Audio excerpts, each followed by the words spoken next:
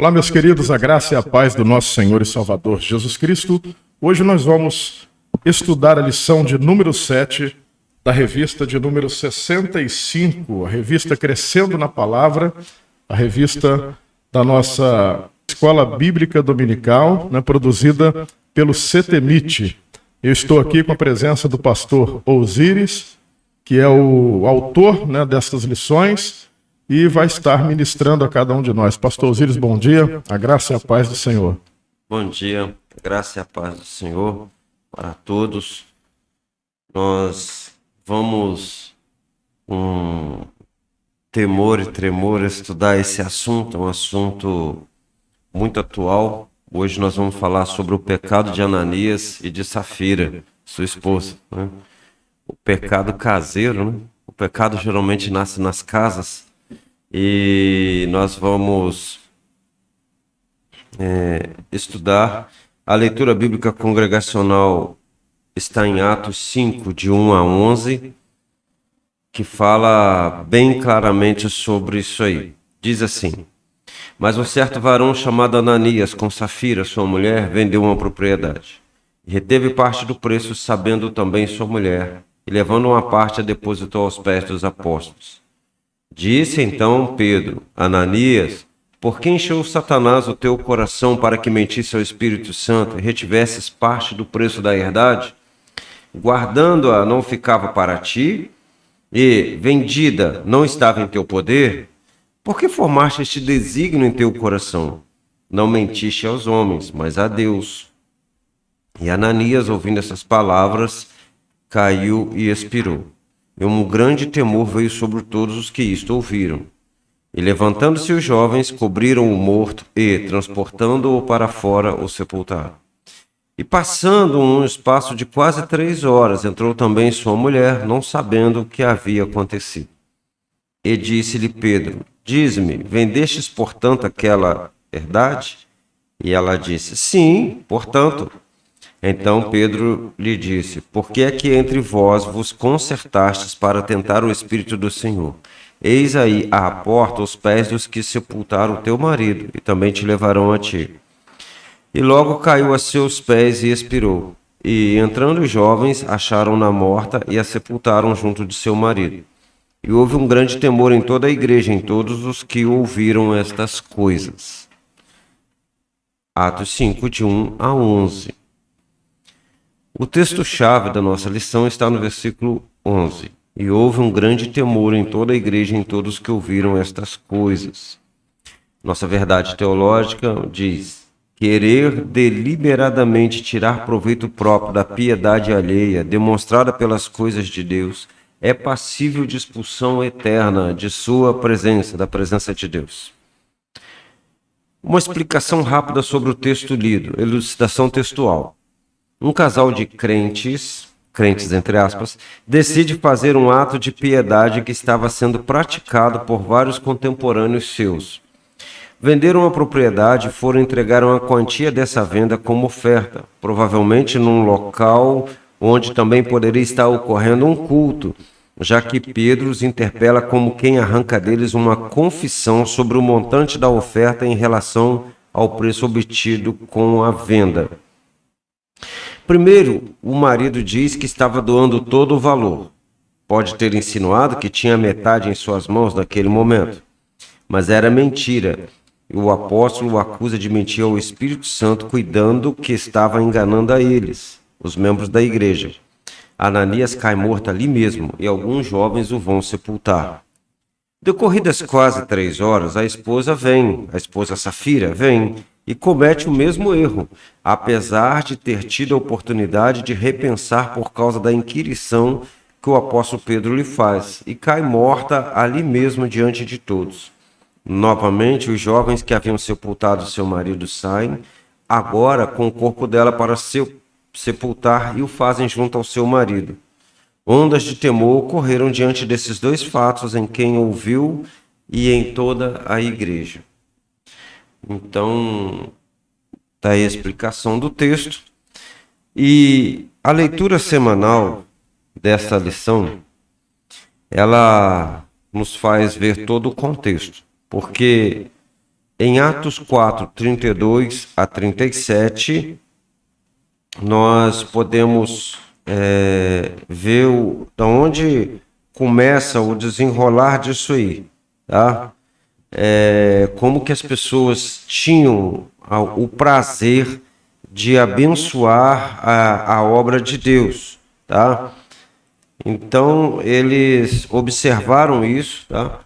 Porque as ofertas eram muitas, pelo menos as citadas, e tinha o objetivo de também fazer beneficência social. Ali havia um grande movimento dos irmãos, de pessoas de fora em Jerusalém, provavelmente não tinham como se acomodar ou se alimentar. A cidade, pode-se dizer que a cidade encheu por causa do novo acontecimento, o Evangelho.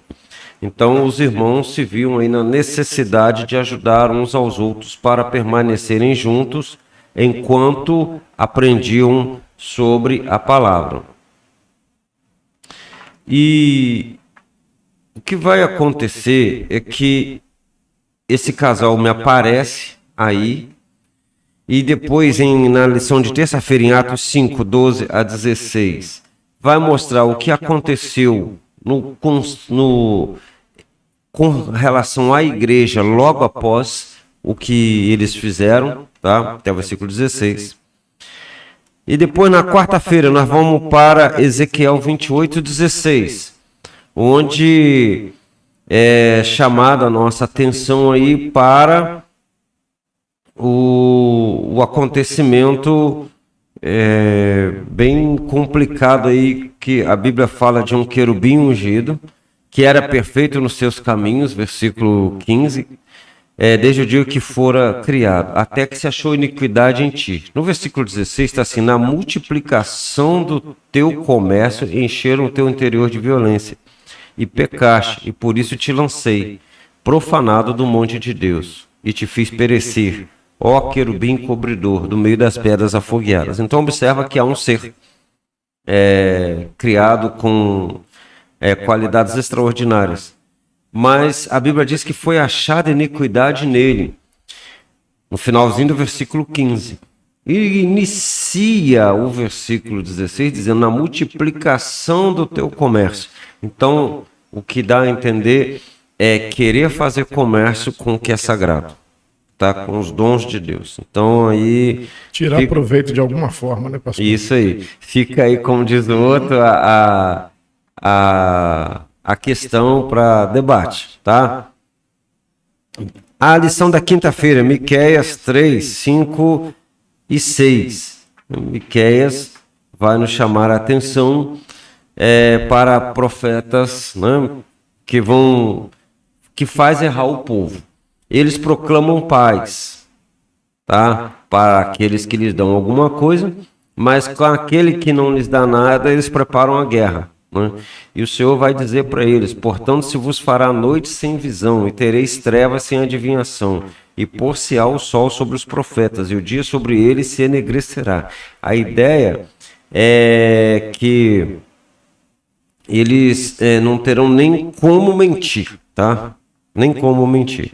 E isso fica aí como um solene aviso. 1 Timóteo 6, de 3 a 10, um texto muito interessante com relação às riquezas, tá? Sobre a piedade e o dinheiro, tá? Ele deixa bem claro que quando a gente entra por esse caminho de querer parecer piedoso como quem compra a atenção de alguém, isso é um sério problema.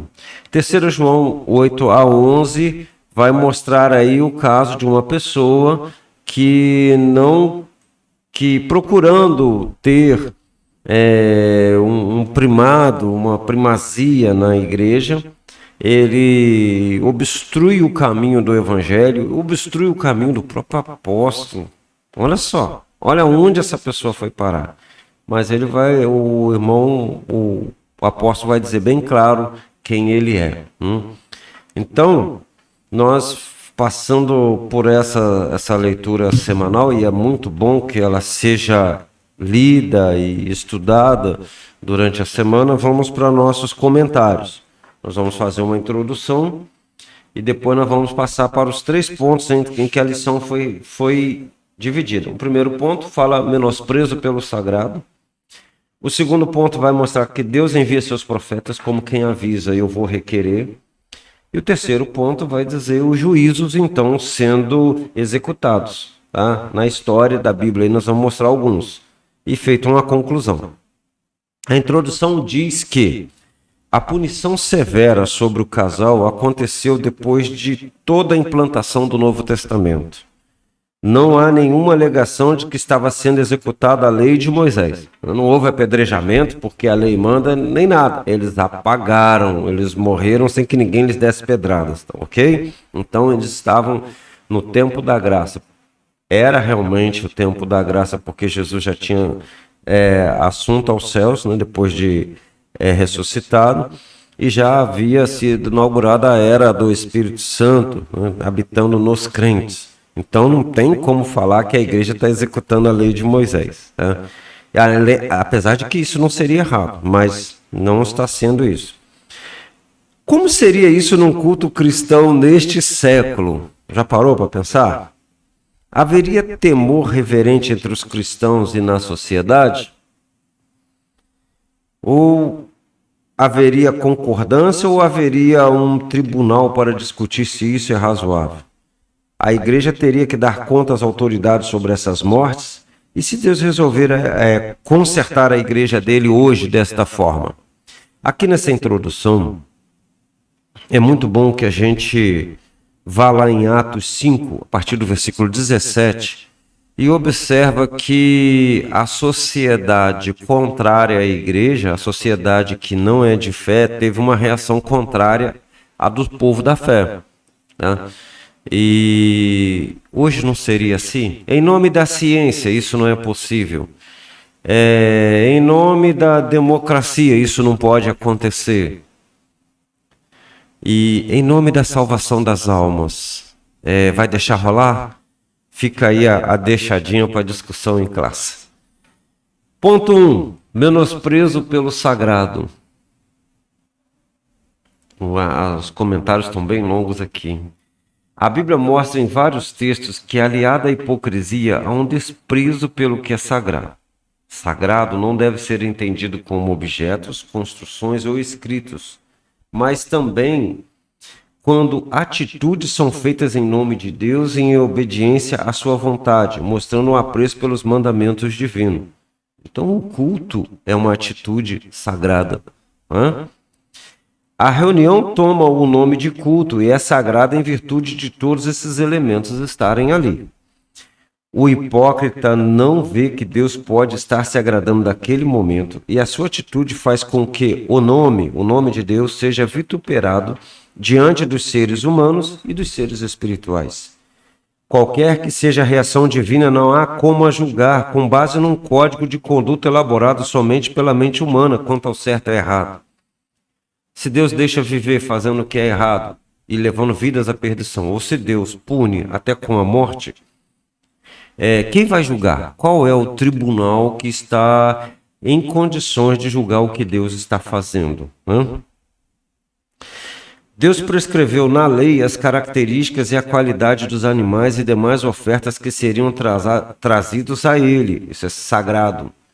E Malaquias é levantado para alertar que eles estavam menosprezando essas ofertas quando traziam animais defeituosos para ofertar. Malaquias 1, de 6 a 8 e 13, 14. Quais seriam as desculpas deles? Então, ofertar é um momento de culto. E você não está, como quem diz, fazendo a obra de Deus acontecer. Você está participando, Ele está te dando a oportunidade. Então, quando você traz uma oferta de má vontade, ou você podendo ofertar, você não oferta, você está menosprezando o que Deus está te dando. Ofertar é um direito que traz benefícios, que traz prazer para a sua vida, que Deus está te dando. Então, quando você traz uma oferta qualquer, você pensa assim, não, eu estou ofertando. Não, você não está. Você não está. Porque Deus olha a intenção do ofertante. Olha o coração do ofertante. Há aquele que oferta de forma até vultosa, querendo benefícios próprios. Tem gente que entende como ter as pessoas olharem para ele na igreja como um benefício próprio. Eu não entendo como que a pessoa uma consegue... moeda de troca, né? Uma barganha. Eu não entendo como é que a pessoa entende isso, pastor. Eu não entendo. É poder. Gente, está em evidência, sabendo que é um mundo espiritual que vai perseguir os que estão em evidência. Não entendo. Não entendo. Entendeu? Eu acho isso que é a falta de inteligência mesmo. Tá? Até isso vale para os nossos governantes, que pensam que está na frente da igreja, vivendo uma vida de pecado, ele está atraindo alguma atenção, entendeu? Ele não vê que o juízo é maior, porque ali ele vai ouvir a palavra, e se ele não se consertar, entendeu? Você vai falar? Dentro do que o senhor está falando também, pastor, eu entendo que a oferta ela é um relacionamento. Quando Jesus, por exemplo, ele expulsa os cambistas ali do templo, é interessante por quê? Porque aquele momento ofertório acabou virando um comércio em si. Onde me parece, se eu estiver errado, o senhor pode me corrigir, que quando foi estabelecidas as ofertas, né, a pessoa durante um tempo ela precisava cuidar daquele animal que seria ofertado. Então isso levaria um tempo, um cuidado, porque, por exemplo, daqui a um ano eu vou ofertar aquele animal. Então, durante esse um ano, eu teria aquela responsabilidade, aquele carinho, aquele cuidado. Já lá naqueles dias, o que acontecia? As pessoas vinham de várias partes do mundo da época, né? E chegavam ali, já estava, né? Comprava qualquer animal ali, e de acordo com o que o dinheiro desse, e entregava lá. Mas e o relacionamento, né? E o cuidado, e o envolvimento em si? Porque é uma obrigação nossa ofertar a Deus, sim, mas não como peso. Como gratidão. Então, por isso que eu penso assim, que as nossas ofertas também, né, como o senhor disse que é uma forma de culto, é uma forma também de relacionamento. É submeter-se a essa vontade de Deus, não como um peso. Se eu não fizer, Deus vai me punir, vai acontecer. Não, mas é pelo meu relacionamento, pela bondade, o reconhecimento, na verdade, da bondade de Deus para conosco. Sim, concordo. No Velho Testamento é especificada a oferta pela culpa e a oferta pelo pecado. Agora acompanha comigo. Se nem toda a prata do mundo, todo o ouro do mundo, nem todos os animais do mundo pagam o preço de um perdão de pecado, essa oferta é você provando para você mesmo se você entende, recebe que Deus perdoa o seu pecado. Porque um único animalzinho, fosse ele gordo, fosse ele magro, fosse ele sadio, fosse ele doente, macho ou fêmea, ele não ia fazer realmente isso. Diferença nenhuma, né? Essa oferta é um modo visível de você provar que dentro do seu coração você quer o perdão, sim, e que você recebeu o perdão e está alegre. Se você não gastar a sua oferta para esse Deus, né, que faz isso, você pensa o que então da existência humana? Ela acaba perdendo sentido, né? Então, essa oferta ela tem o objetivo, até no Velho Testamento, apenas de o homem provar para si mesmo, tá? Se ele realmente entendeu o Deus que perdoa, e só ele perdoa, né? Ela não paga, nem para mim, pastor, nem no Velho Testamento a oferta pela culpa paga o preço da culpa. Ela é apenas para você, para esse relacionamento. Eu entendo que é isso aí, essa ideia de relacionamento, para não ficar um jogo de palavras, entendeu? E então tem a oferta que é dada vultosa com segundas intenções, e tem aquele que acha que ofertar é desnecessário.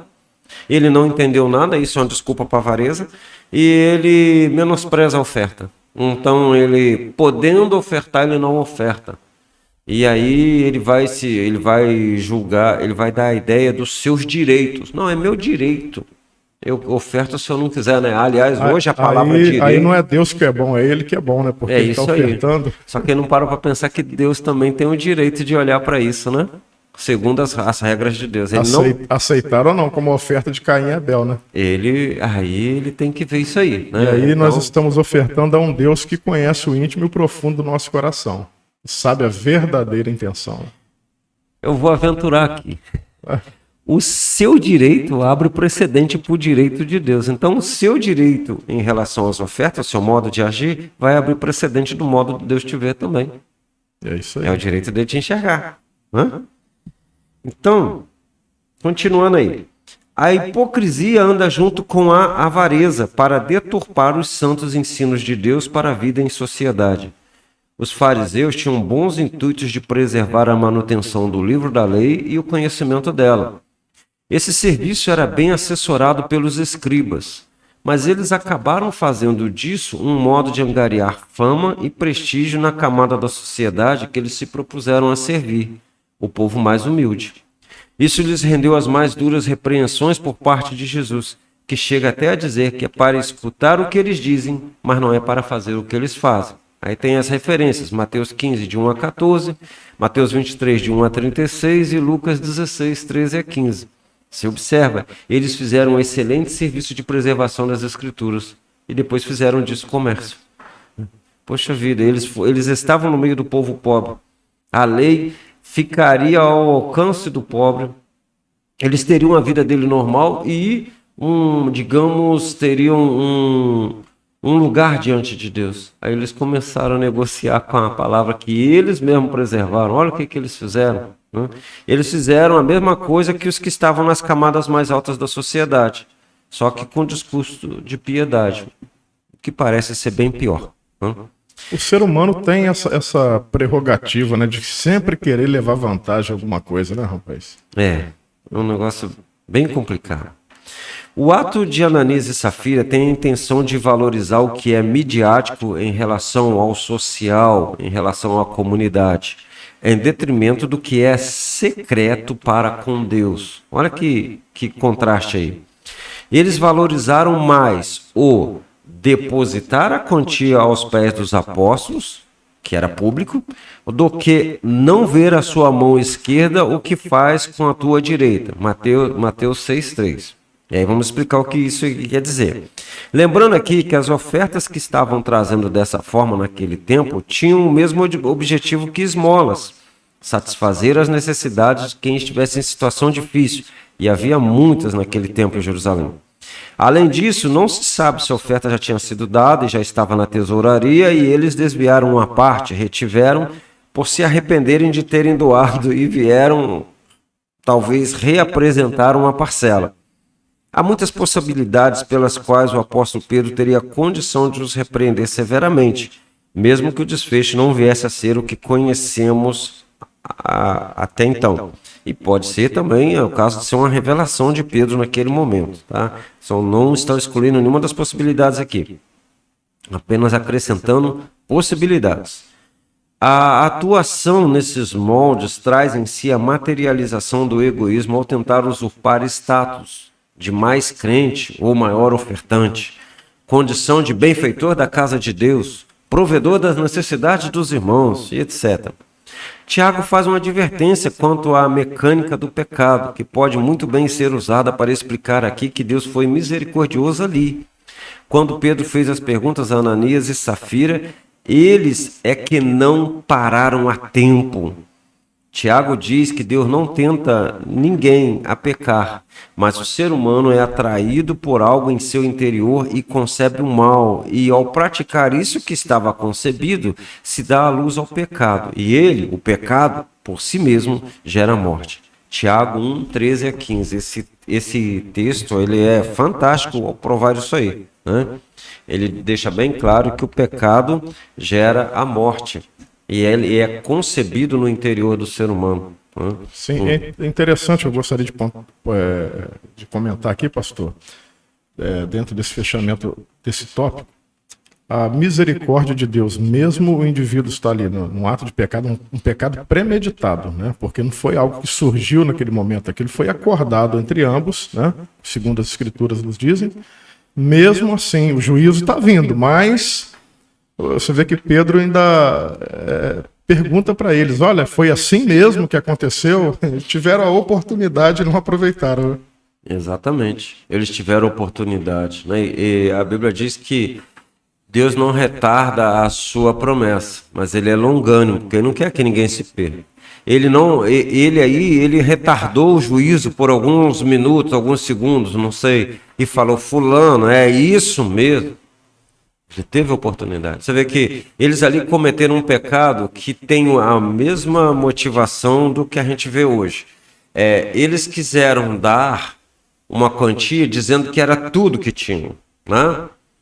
E hoje a gente vê, assim, relatos, as pessoas falando, ou a gente não pode julgar, mas para pensar, eu vou deixar aqui para que se pense, né, onde essa transmissão alcançar.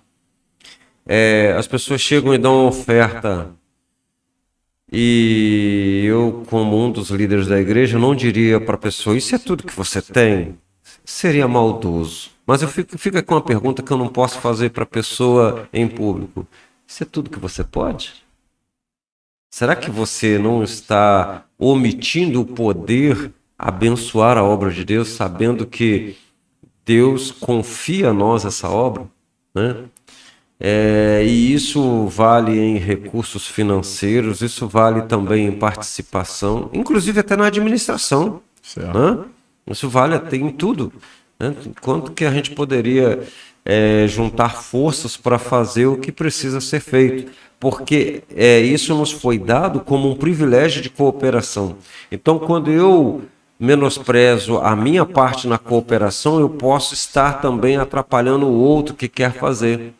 Vamos passar aí, por exemplo, a dizer dos missionários.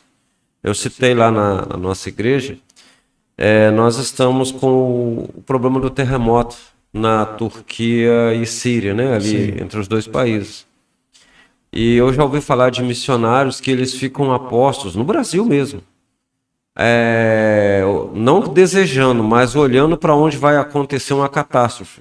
E quando há essa catástrofe, eles arrumam as malas deles e viajam para lá imediatamente para ajudar como voluntários, enquanto mostram o amor de Deus. Primeiro que o amor de Deus já é demonstrado só na atitude deles. Sim. E também eles podem explicar o amor de Deus, que também exige que o pecador se arrependa, esteja ele vítima de uma catástrofe ou não.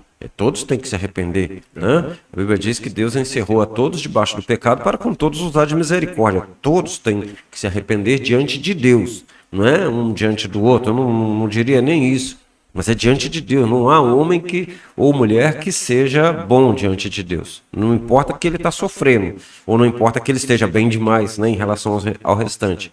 A minha pergunta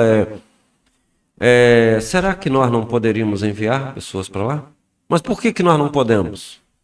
Isso está atrelado a uma incapacidade espiritual ou financeira? Ou ambas? E teríamos condição financeira de enviar alguém? Quantas igrejas não têm condição financeira de enviar alguém? Mas as ofertas são levadas a sério nesse aspecto. Hoje se fala muito, né, que oferta tem que ser um ato de amor, tem que ser o que eu quero como ato de amor. Mas o que é ato de amor, então? Já que as ofertas não existem, então não há amor?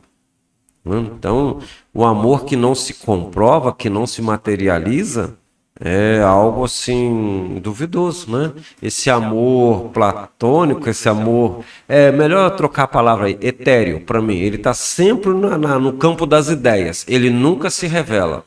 É um amor sem comprometimento, porque o amor te leva a ir além das suas possibilidades, né?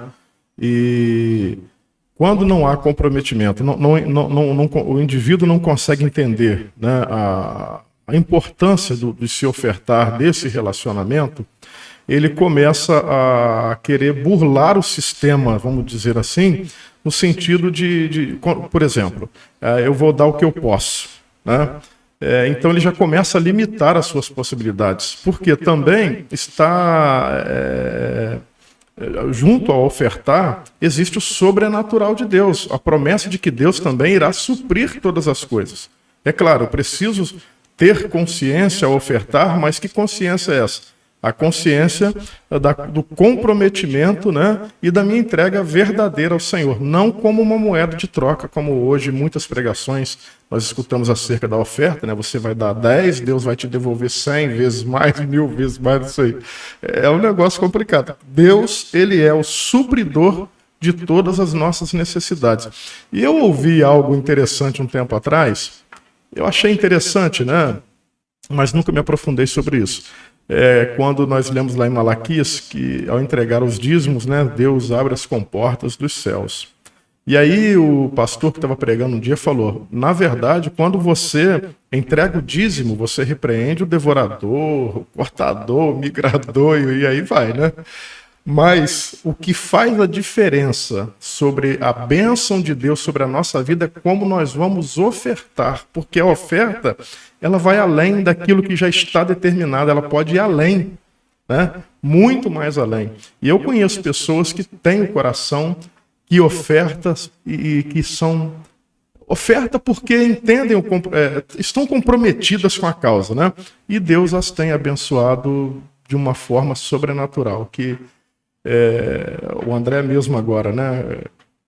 Ele foi lá para Portugal ganhando um salário baixo, ele e a esposa, e são ofertantes e dizimistas, pelo menos o André, eu sei que a Misaela também, mas o André a gente acompanhou desde pequeno, né? Desde criança.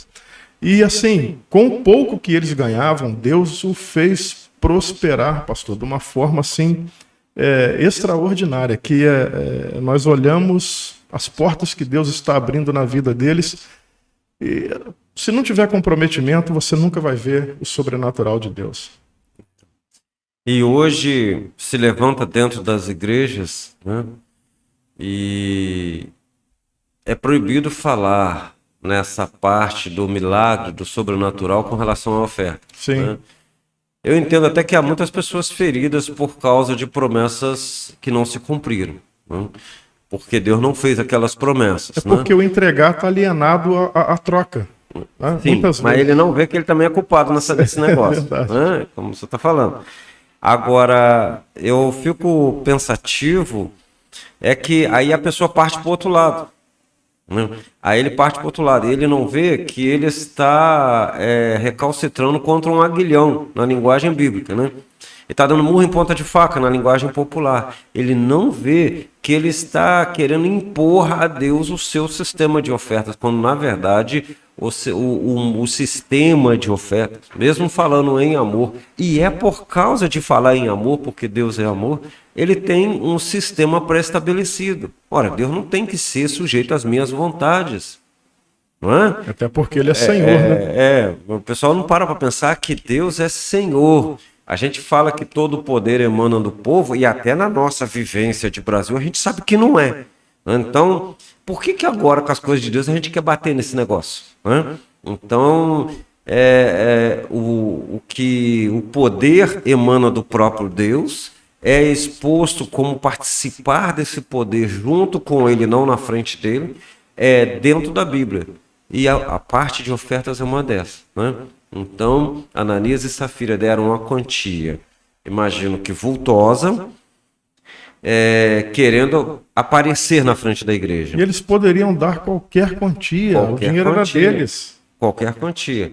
Eles podiam, por exemplo, usar o hábito de em todo culto dar uma oferta, né? Isso mostraria, os irmãos estão sempre ofertando. Eu falei, para você aprender que mesmo que você não tenha uma quantia vultosa, você trabalha por semana, toda semana você traz uma oferta. Você trabalha por 15 dias, a quinzena, sempre traga uma oferta, né? Isso vai mostrando as pessoas, até os que entram nos nossos cultos, a aprender, né? Aqueles que não fazem parte da igreja, que ele pode e deve ofertar.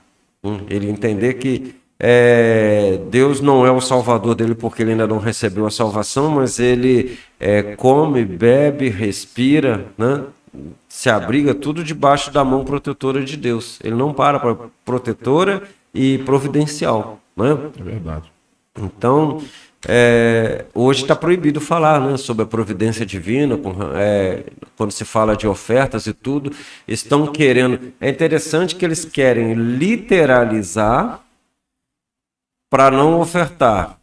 E depois eles levam para o lado do mundo das ideias. Eu não vou dizer nem para o espiritual, eles falam que é espiritual, mas é um negócio assim, pode ser até chamado de espiritual, porque você não consegue apalpar, você não consegue dimensionar, mas você é um ser que também é feito de matéria. Dimensões foram criadas para nós. E o próprio Deus lida nessa área. Por isso que as ofertas nunca eram ofertas...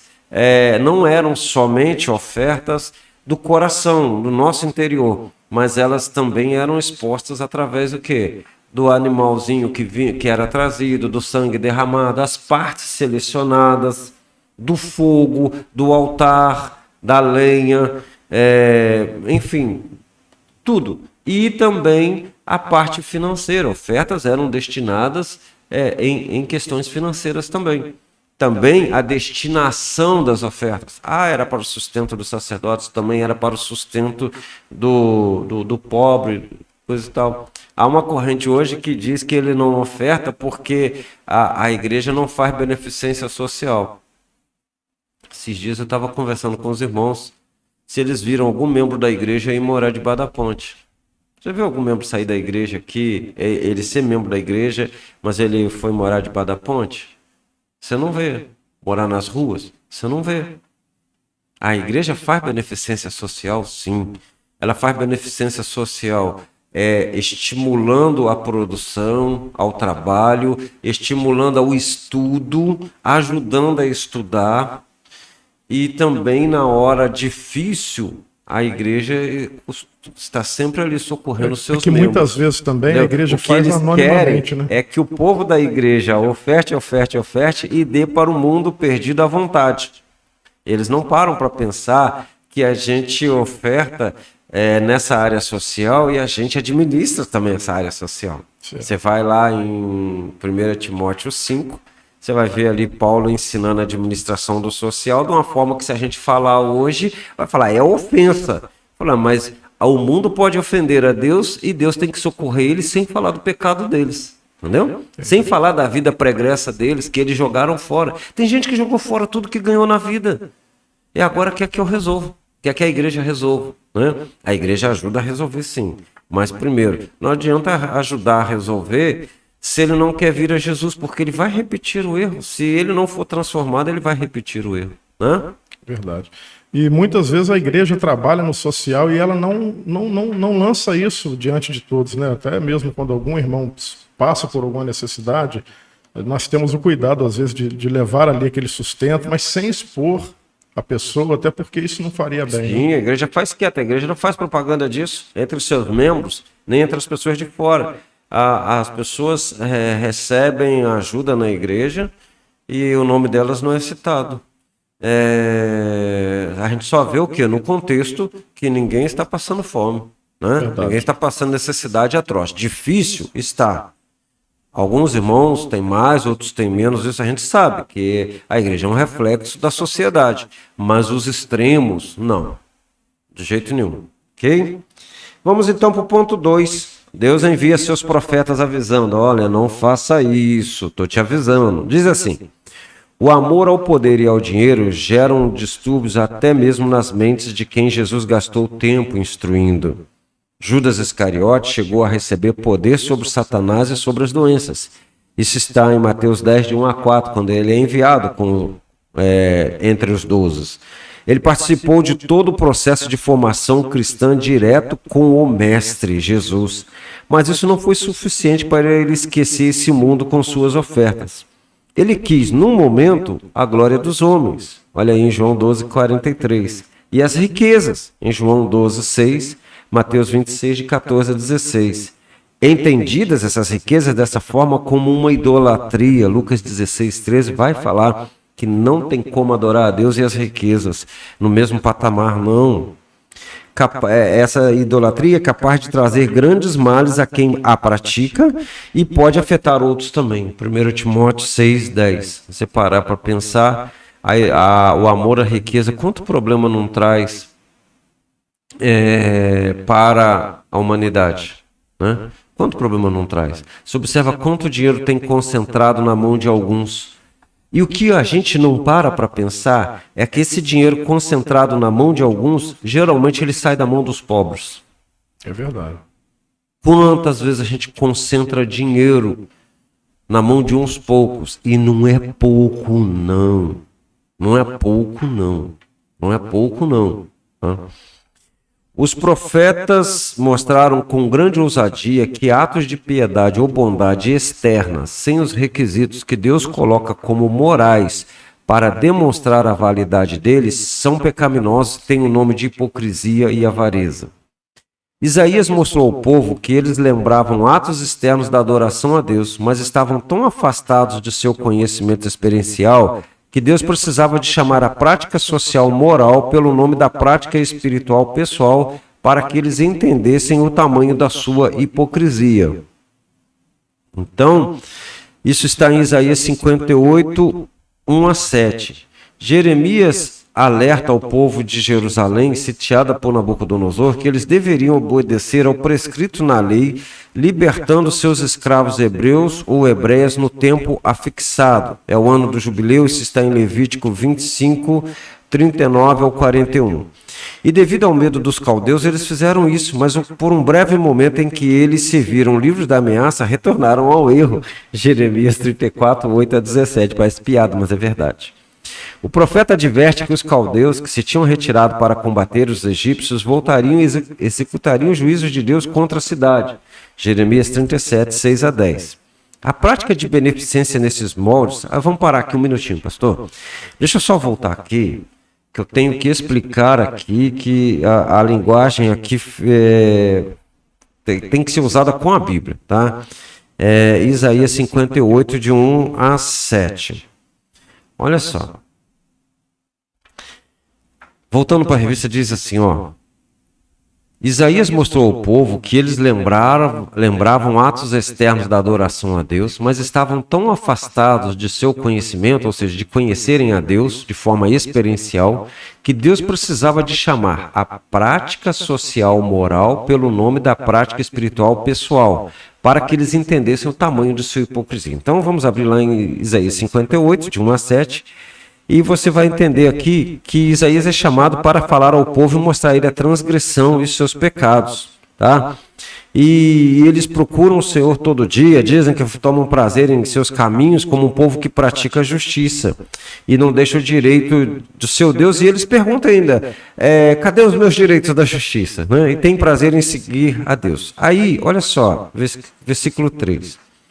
Dizendo, por que jejuamos nós e tu não atentas para isso? Por que afligimos as nossas almas e tu não o sabes? Eis que no dia em que jejuais, achais o vosso próprio contentamento e requereis todo o seu trabalho. Ou seja, eu fiz, você tem que me dar. Né? Agora vamos lá. Jejuar, afligir a alma, tá? Isso é o quê? Isso é uma prática espiritual pessoal. Isso não tem que ser nem público, tá? Aí, continuando aqui, eis que para contendas e debates jejuais, e para ferides com punho iníquo. Não jejueis como hoje, para fazer ouvir a vossa voz no alto. Aí o Senhor vai falar assim, seria este o jejum que eu escolheria? Jejum é o quê? Prática espiritual pessoal. Que o homem um dia aflige a sua alma. Prática espiritual pessoal. Que inclina a sua alma como um junco, prática espiritual pessoal, e estenda debaixo de si saco e cinza, prática espiritual pessoal. Chamarias tu a isto jejum e dia aprazível ao Senhor? Prática espiritual pessoal.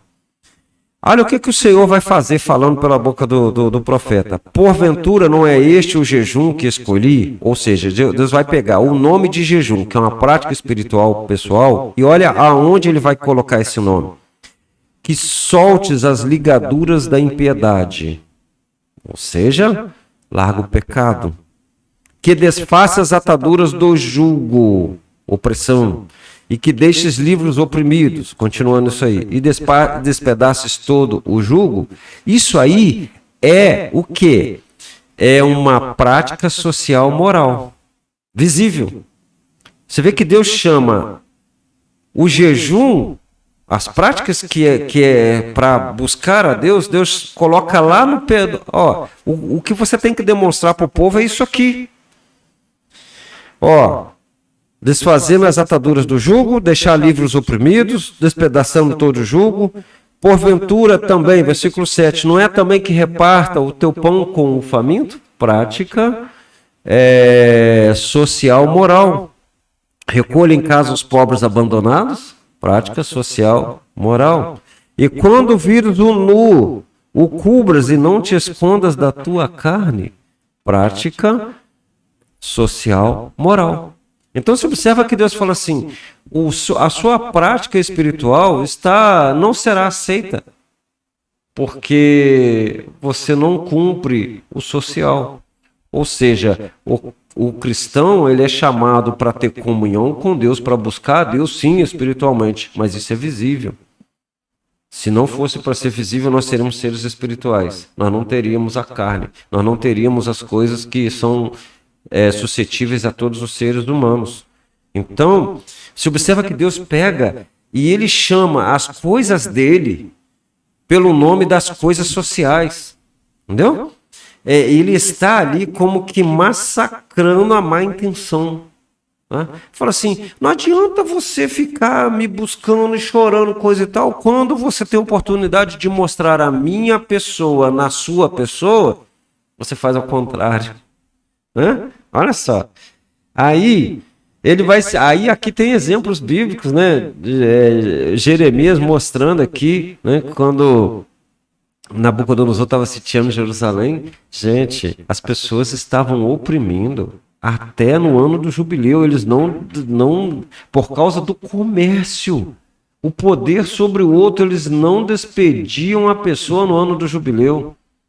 E o trabalho de um escravo ele era combinado em relação ao ano do jubileu, as propriedades, tudo tinha um preço, levando em consideração a proximidade do ano do jubileu. E eles estavam retendo isso, pastor.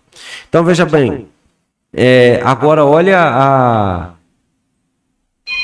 como que a pessoa faz com relação a...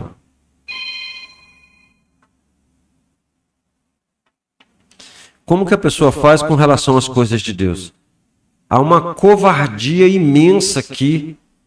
Eles simplesmente fazem uma troca.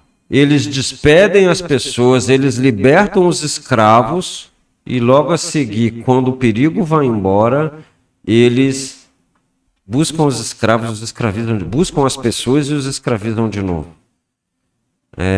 Isso é inominável, né? Eu não sei nem que nome que a gente deve dar para isso, né? Quer dizer, não quero nem falar o nome que se deve dar para isso. Né? Continuando aí no comentário.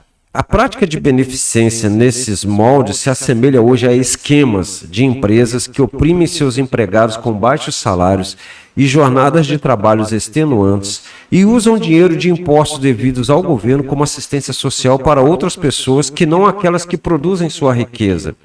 Também pode ser aplicada a mesma analogia para governos assistencialistas, que assim são com o que defraudam da própria população.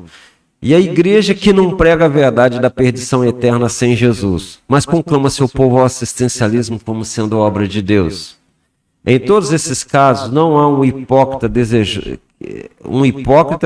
de ser visto como piedoso? É preciso sondar constantemente as motivações das nossas ações. Então, nós podemos ver aqui, e eu participei de administração de empresa, assim, não lá no topo, mas bem próximo, a empresa oprime o empregado, maltrata, a empresa barganha com o desemprego, tá? Então, ela pode conseguir salários menores, com isso o lucro dela aumenta.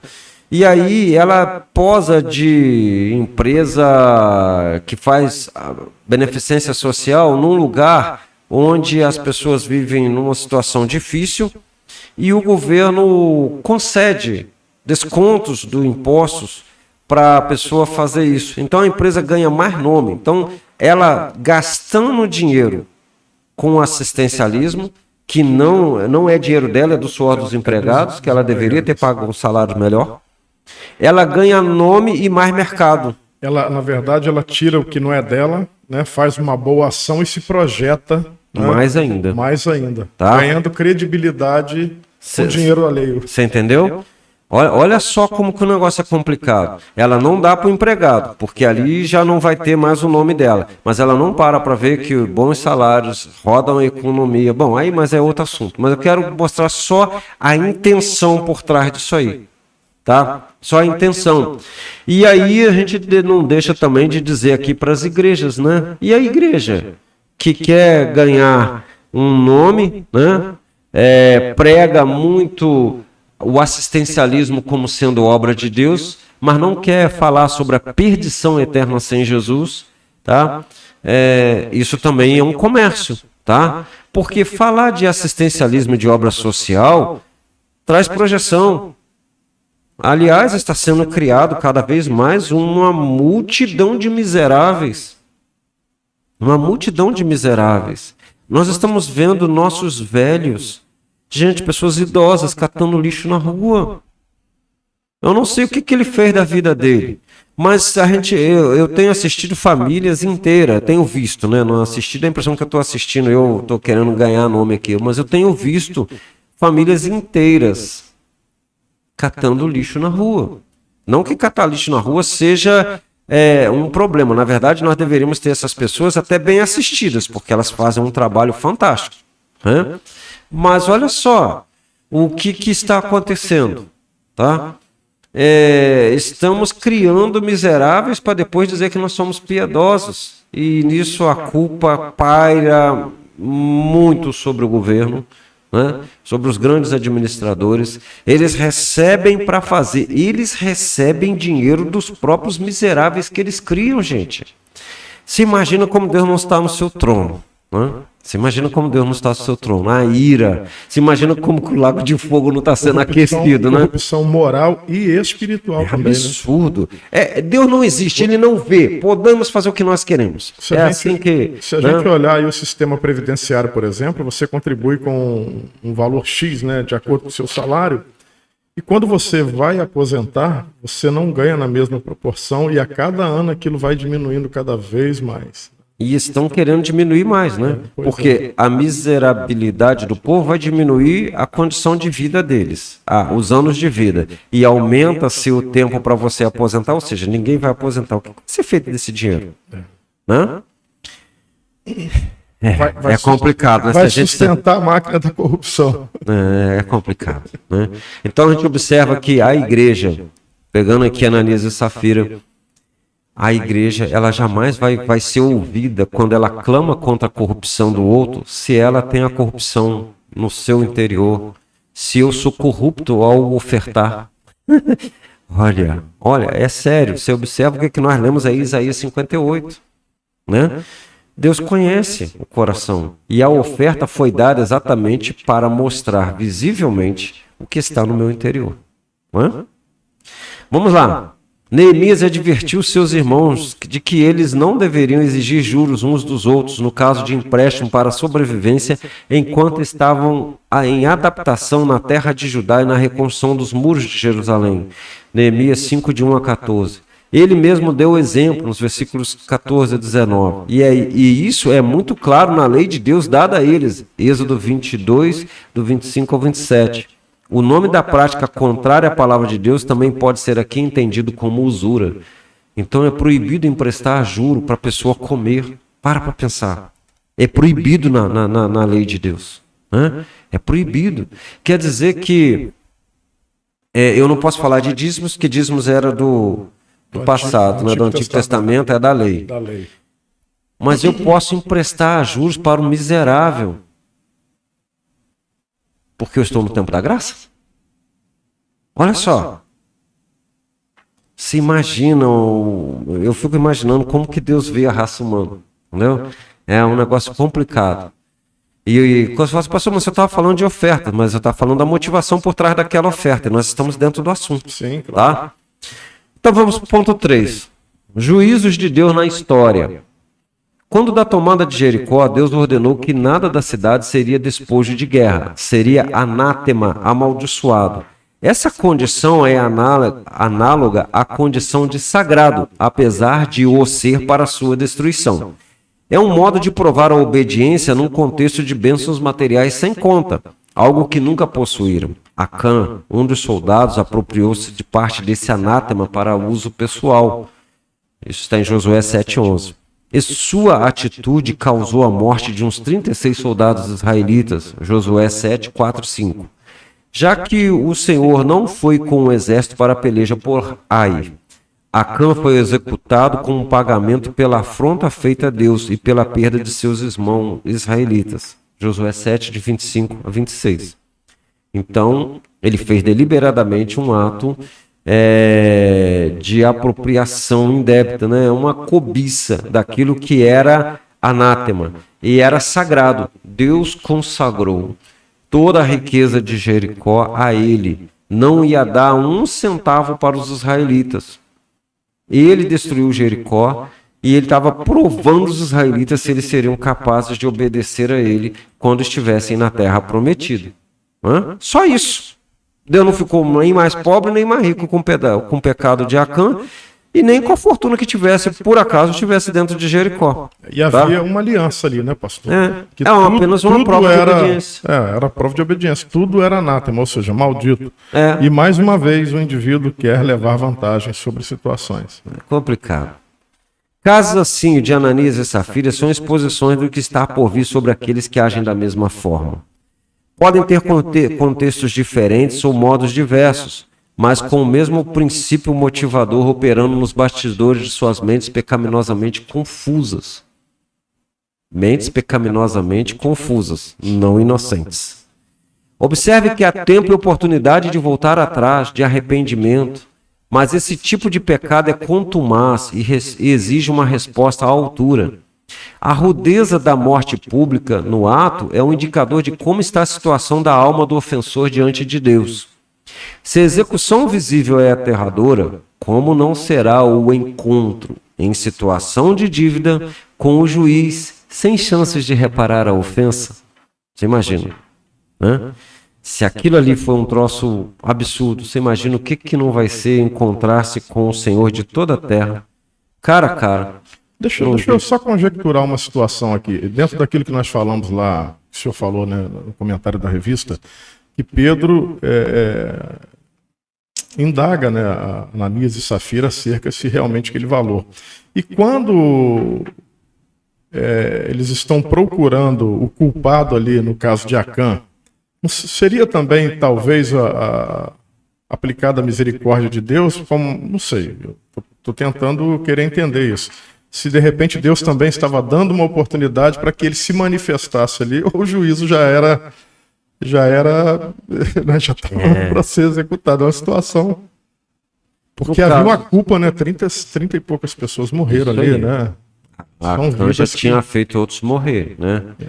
Ele teve tempo de voltar atrás ali enquanto estava fazendo o ato.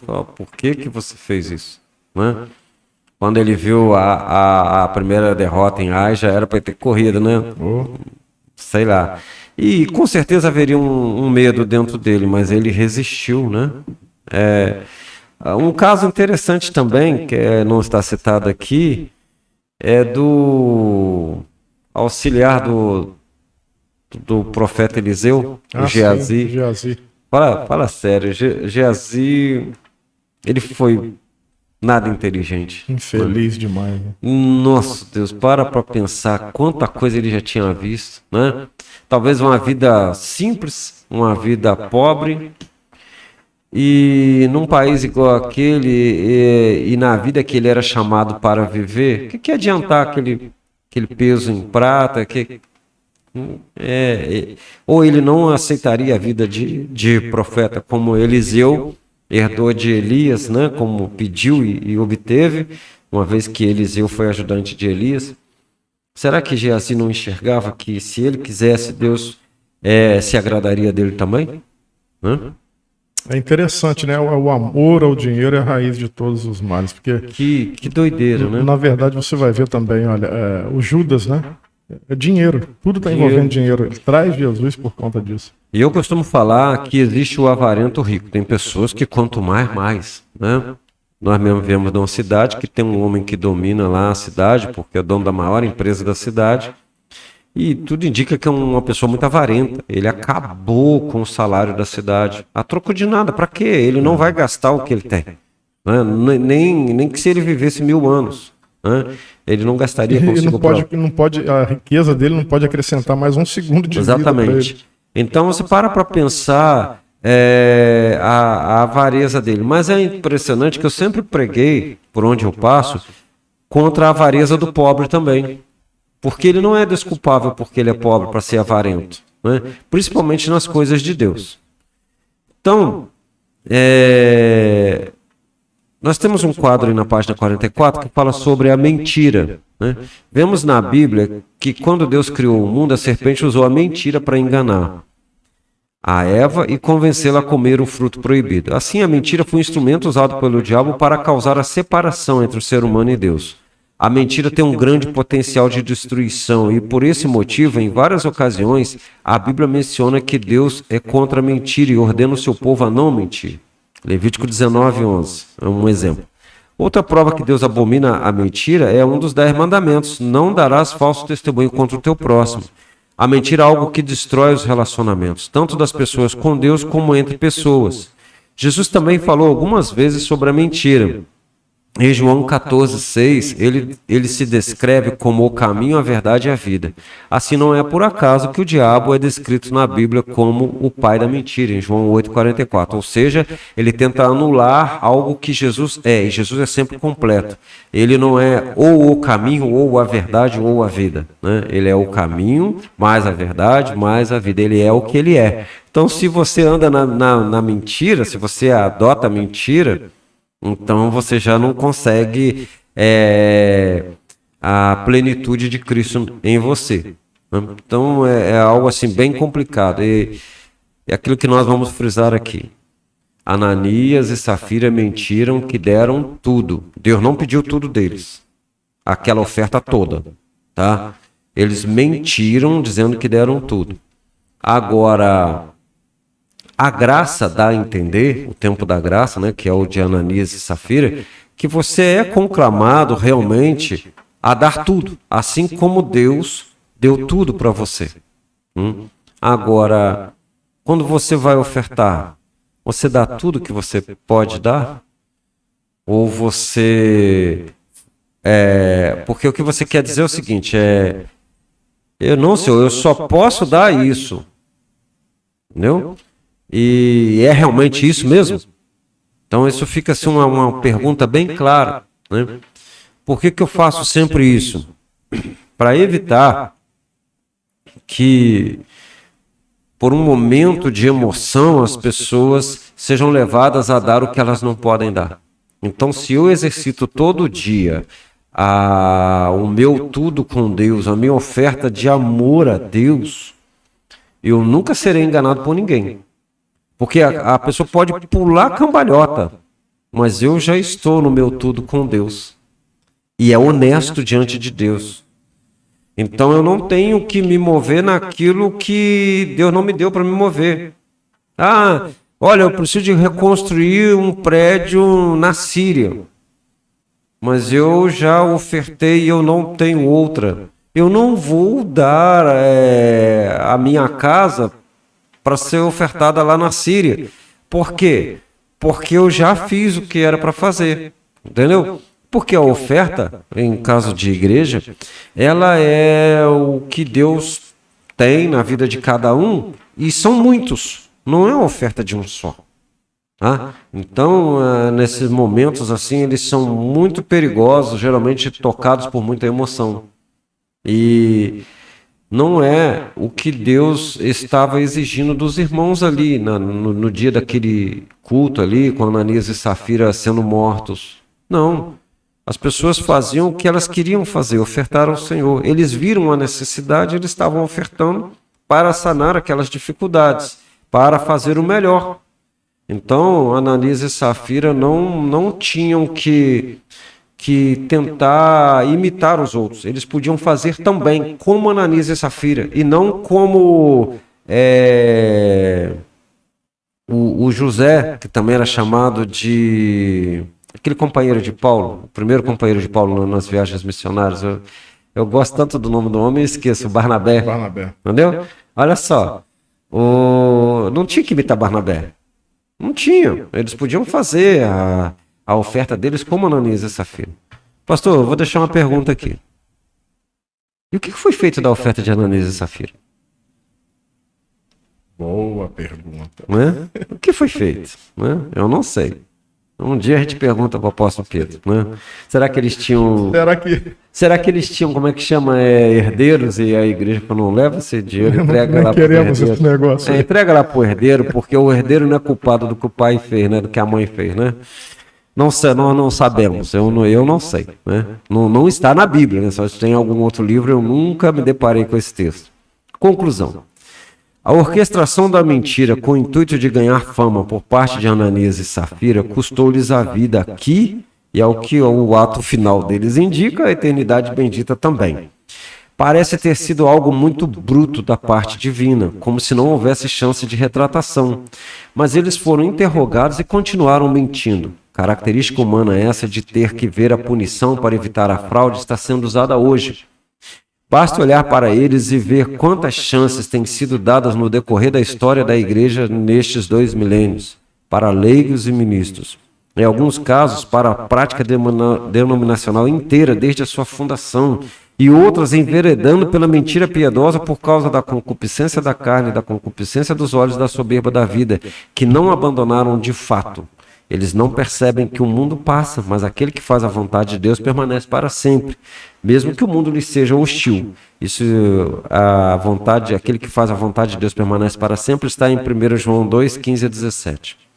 Tem denominações, com tristeza que a gente fala isso, que parece que foram montadas já em cima dessa ideia, né, de fazer essa ideia de fraude com a fé e as emoções das pessoas. Né? Embora vários momentos Deus puniu na história humana, na história da igreja, mas parece que não se voltam para isso, parece que eles precisam de ver uma punição nele, eles não aceitam, não pegam as chances de se arrependerem. Agora, é triste também entender que algumas denominações, elas estão enveredando por essas mentiras piedosas. Elas estão adotando coisas que um dia combateram e elas prosperaram, mas agora elas querem uma prosperidade a todo custo. O que elas querem? Eu não sei. Não vou citar aqui nomes, né? Mas lá na sala lá o pessoal vai lembrar. Você pode estar certo que a gente lembra, né? Na hora lá vai ter alguém que vai falar: por que você fez isso, fulano? Não precisava disso.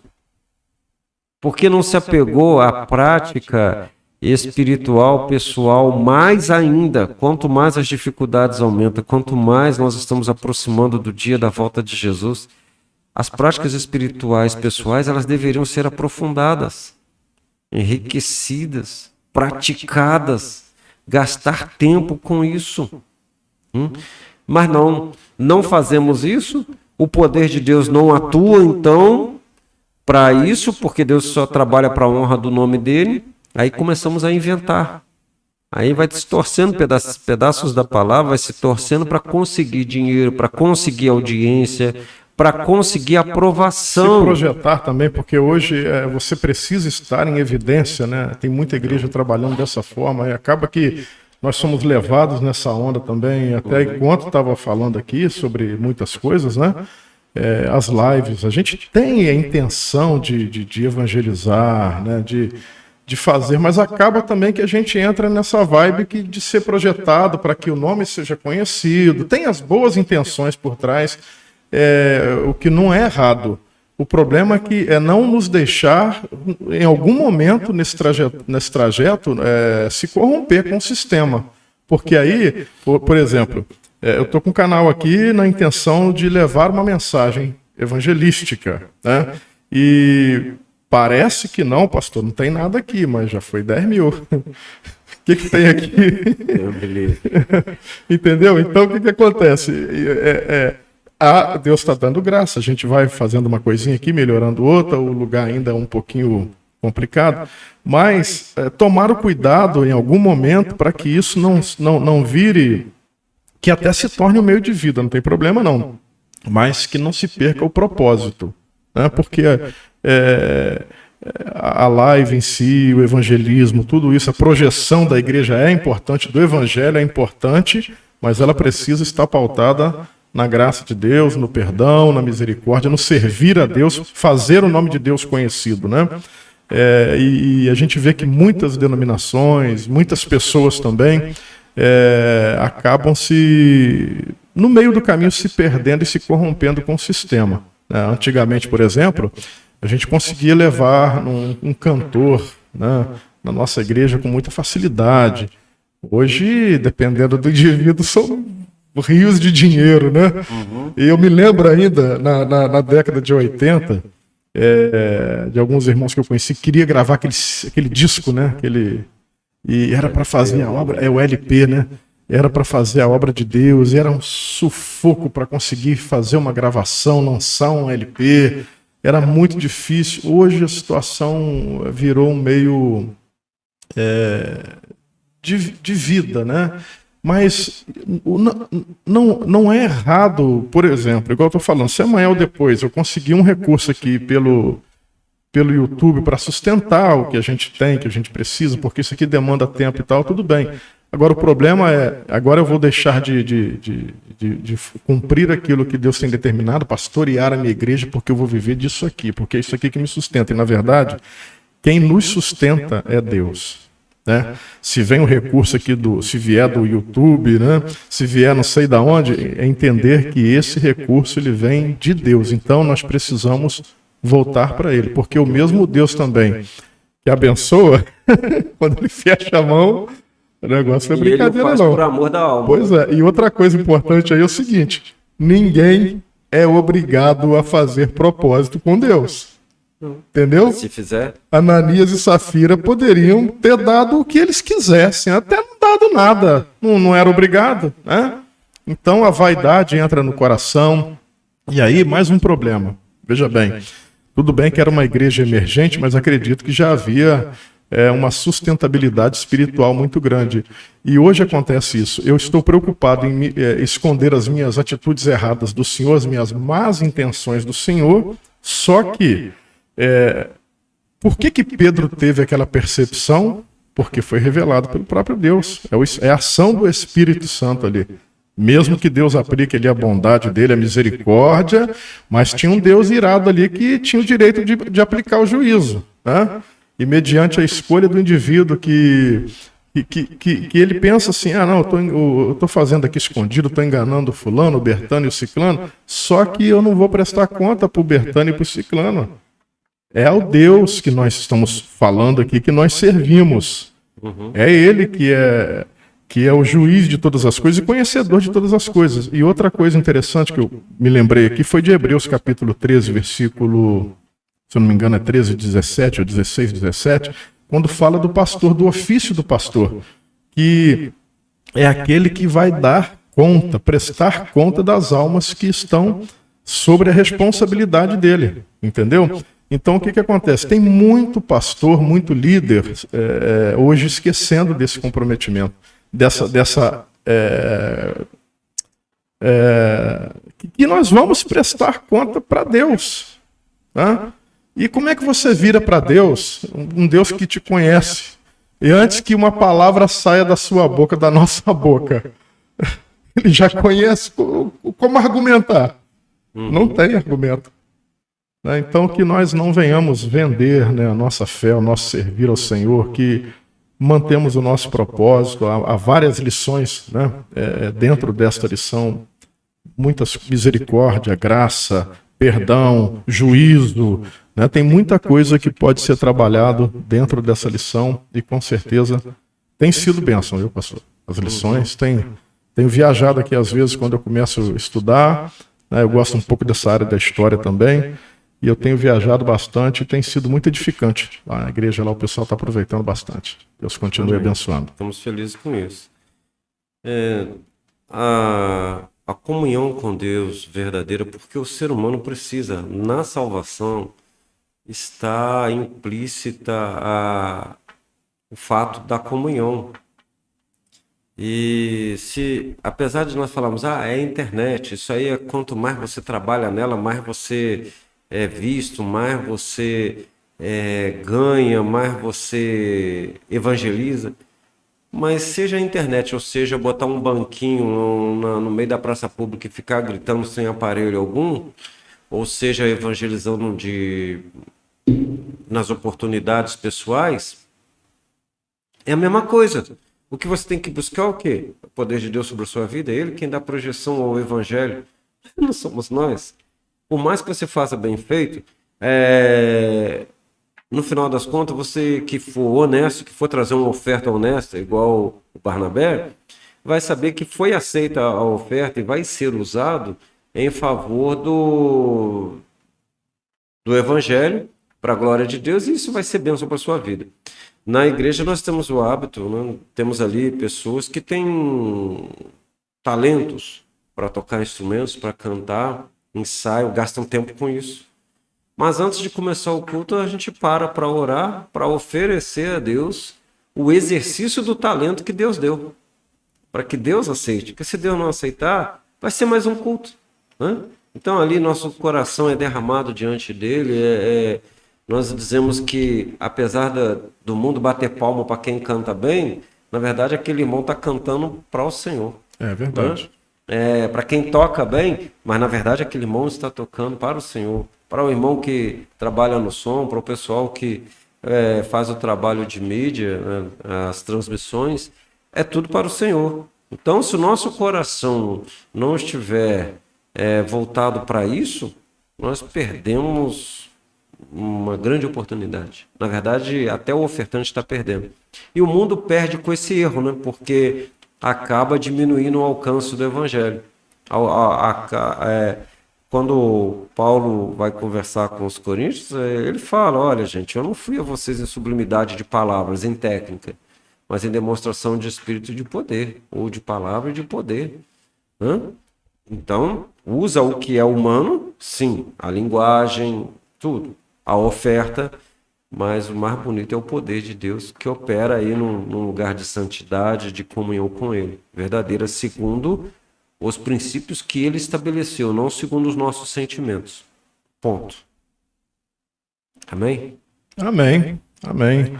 É isso aí, nós, então, estudamos aqui a lição de número 7 da revista Crescendo na Palavra. Se você, por um acaso, passar por esse vídeo e quiser adquirir a nossa revista, você pode entrar na Amazon e procurar lá a revista Crescendo na Palavra, que você vai encontrar por apenas R$10, tá bom? Quiser aproveitar, ajudar o CETEMIT, é o nosso centro missionário, né? Que cuida ali da parte educacional da igreja também, e também cuida de uma parte missionária da nossa igreja. Então, adquirindo essa revista, você com certeza vai estar contribuindo com missões. Que Deus possa abençoar a tua vida. Mais uma vez, quero agradecer ao pastor Osíris, né? Eu também agradeço a oportunidade de poder estar. Amém. E que Deus nos dê graça e nos abençoe, em nome de Jesus. Um forte abraço a todos. A doce paz.